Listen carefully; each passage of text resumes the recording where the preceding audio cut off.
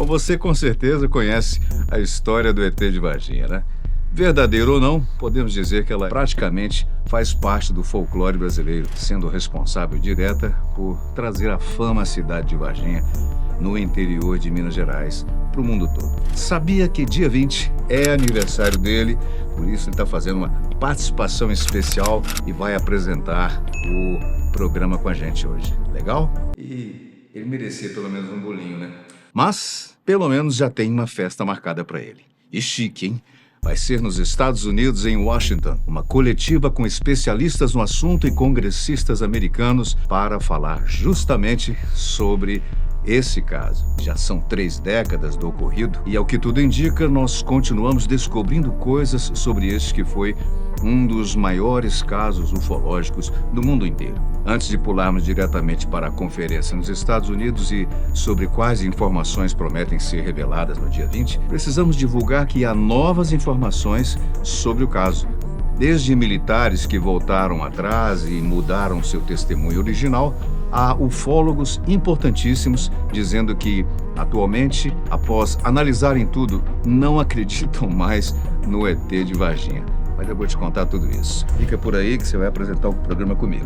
Tudo isso foi revelado na série documental O Mistério de Varginha, produzida pela Rede Globo e disponibilizada logo na segunda semana de 2026. A série traz uma recapitulação dos fatos de tudo que aconteceu na cidade de Varginha na época do avistamento, além de também trazer novas informações exclusivas. Começando com algo que suporta a versão de que realmente houve algo de outro mundo naquela cidade.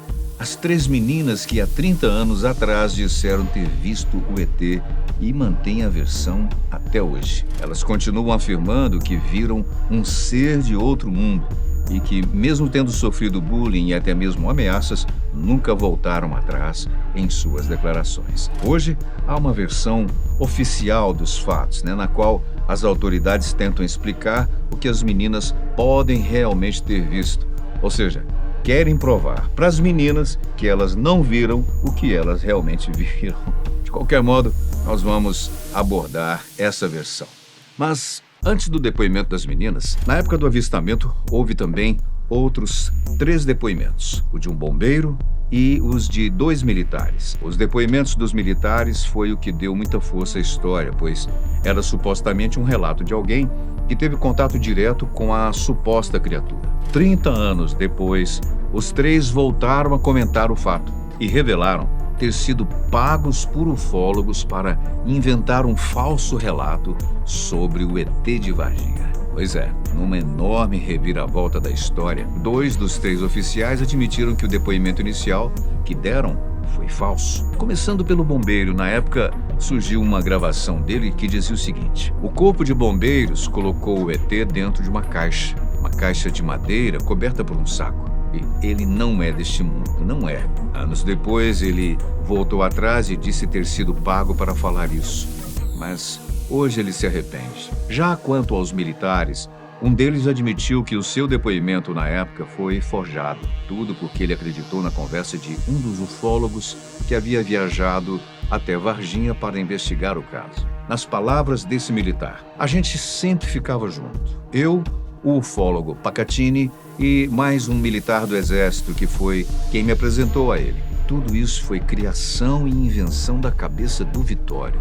Ele me contou essa história e perguntou se eu poderia gravá-la com ele. Aí eu era jovem demais, inocente, e acabei caindo na conversa. De acordo com esse militar, na época lhe foi oferecida uma quantia de R$5.000 por seu depoimento, algo que para o final dos anos 90 poderia mudar a sua vida. Infelizmente, assim que deu o depoimento, o ufólogo fugiu do local sem nunca pagar. E quanto ao último dos 3 oficiais, ele é o único que mantém a sua versão de que realmente teve um encontro com um ser de outro mundo. Contudo, há quem acredite que, mesmo sem admitir, ele teria recebido dinheiro por sua declaração. Isso pois na própria série documental, ele afirma que não ganhei dinheiro. Ofertas eu tive, mas eu não ganhei dinheiro.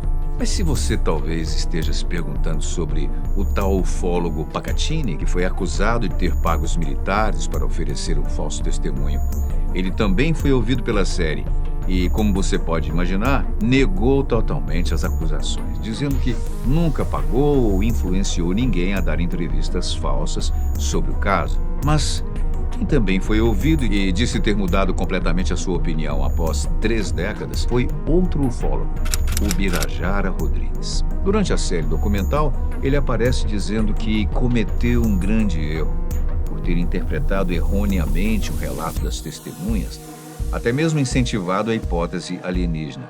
Ou seja, atualmente ele é um dos que voltou atrás em suas declarações e afirma que, após analisar tudo com calma, já não acredita mais que se tratava de um alien. Mas, se não foi um alienígena, então o que poderia ter sido? Conforme uma investigação realizada pela Justiça Militar, nunca aconteceu nada de bizarro na cidade. O que as jovens viram, na verdade, foi uma pessoa em situação de rua, Luiz Antônio de Paula, mais conhecido na cidade como Mudinho, detentor de transtornos mentais e agachado próximo a um muro, tentando se proteger da chuva. Bem, essa é a versão oficial da Justiça. Eu te pergunto, acredita nela? James Fox, um importante diretor americano, parece não acreditar muito. E exatamente por isso, ele organizou uma coletiva de imprensa para o dia 20 de janeiro para abordar o caso. Caso você nunca tenha ouvido falar do diretor, ele é o responsável pelo documentário Momento do Contato, o caso Varginha, lançado em 2022, lá nos Estados Unidos. Agora, 4 anos depois, ele promete uma conferência focada no caso, na qual ele irá trazer novas atualizações. Hoje, o caso Varginha vive um paradoxo. Nunca houve tantas versões e também nunca foi tão difícil saber em quem acreditar. É impossível não citarmos o contraste. De um lado você tem a Globo lançando a sua série documental na qual a maioria das evidências apresentadas parecem desmentir o ocorrido em Varginha, trazendo uma nova luz ao testemunho dos oficiais, além da nova opinião de um ufólogo. Do outro, James Fox, prometendo uma nova abordagem do ocorrido, a começar pelo próprio lugar onde a conferência será feita, no National Press Club, em Washington. Historicamente, esse lugar é o centro de grandes revelações políticas nos Estados Unidos. E a presença de representantes do Congresso americano também traz um peso maior à conferência. Com isso, é como se James Fox estivesse nos dizendo uma coisa: o exército norte-americano estava presente no caso Varginha. Algo que, se realmente for confirmado, mudará completamente a escala da história. Ele, inclusive, sugeriu que possui em mãos dados de radares e satélites da época, mostrando o rastreamento de um objeto aéreo na cidade de Varginha. E pouco depois, um voo não identificado saindo do Brasil e indo para os Estados Unidos. Então, nós temos aqui novos registros, fotos, um diretor bastante renomado, a presença do Congresso americano com parlamentares querendo entender por quê de possivelmente as Forças Armadas americanas estarem no Brasil na época do avistamento em Varginha. Até então, isso tem tudo para ser um pronunciamento bastante revelador. Você não acha? Mas ainda tem mais. Há uma testemunha-chave do caso, um brasileiro que esteve presente em Varginha na época do avistamento e que viajou para os Estados Unidos apenas para essa conferência. O neurocirurgião Dr. Ítalo Venturelli. Dr. Ítalo afirma que esteve presente durante o caso de Varginha e que, inclusive, teve contato direto com um alienígena. Nas palavras dele, a verdade é que eu vi o ser. Não era um ser do nosso planeta. Estamos falando de algo que muda o conceito da humanidade. É importante que as pessoas saibam disso. Há uma grande expectativa pelo depoimento do Dr. Ítalo, que esteve envolvido diretamente no caso, e a expectativa é maior do que você possa imaginar. Isso porque, ao contrário dos oficiais brasileiros que mentiram em suas declarações no passado, aqui o Dr. Ítalo estará testemunhando sob juramento, ou seja, diretamente ao Comitê de Supervisão da Câmara dos Estados Unidos, o que torna qualquer mentira um crime federal. Claro, isso por si só não significa que não exista a possibilidade de que ele possa mentir, mas Imaginar que um neurocirurgião conceituado topou viajar para os Estados Unidos apenas para falar sobre um caso de 30 anos atrás, sob o risco de colocar a sua própria carreira e reputação em xeque, no mínimo nos faz perguntar por qual motivo ele faria isso. Por qual motivo ele mentiria justo agora? Coloque na sua agenda. Dia 20 de janeiro, vamos cantar parabéns para o ET de Varginha, aproveitando que, após 30 anos, finalmente teremos uma conferência americana.